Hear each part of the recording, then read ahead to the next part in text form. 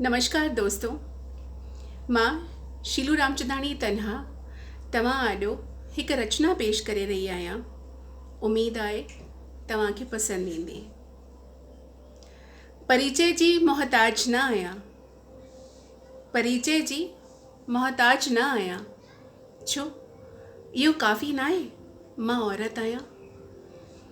परिचय जी मोहताज न आहियां, छो इहो काफ़ी न आहे मां औरत आहियां। महज़ कविता लिखण ही उद्देश्य न आहे, महज़ कविता लिखण ही उद्देश्य न आहे, तव्हांजे दिलि ताईं पहुचाइणो ही संदेश आहे।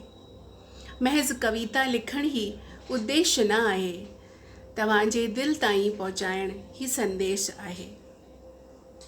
लफ़्ज़ त उहे ज़हन सां जेके छेड़ कनि, लफ़्ज़ त उहे ज़हन सां जेके छेड़ कनि, ज़ोर सां ॿुधण अचे ख़्यालनि जी धड़कन। लफ़्ज़ त उहे ज़हन सां जेके छेड़ कनि, ज़ोर सां ॿुधण अचे ख़्यालनि जी धड़कन।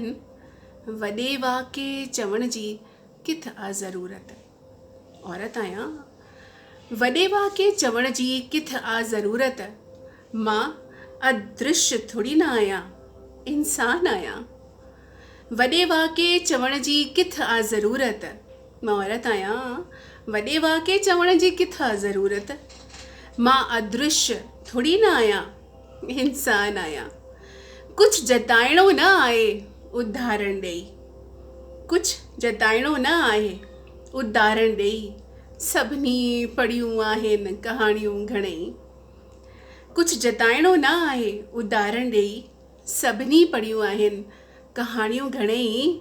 हर हंधि हर शइ में तुंहिंजी शिरकत आहे, हर हंधि हर शइ में मुंहिंजी शिरकत आहे। क़बूली या तूं न क़बूली हक़ीक़त आहे, हर हंधि हर शइ में मुंहिंजी शिरकत आहे।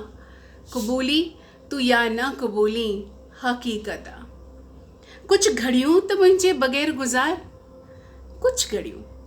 कुझु घड़ियूं त मुंहिंजे बग़ैर गुज़ार, ऐ ब्रह्मांड मची वेंदे हाहाकार।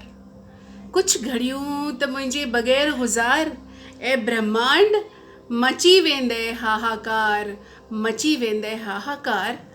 परिचय जी मोहताज न आहियां, छो इहो काफ़ी न आहे मां औरत आहियां। शुक्रिया।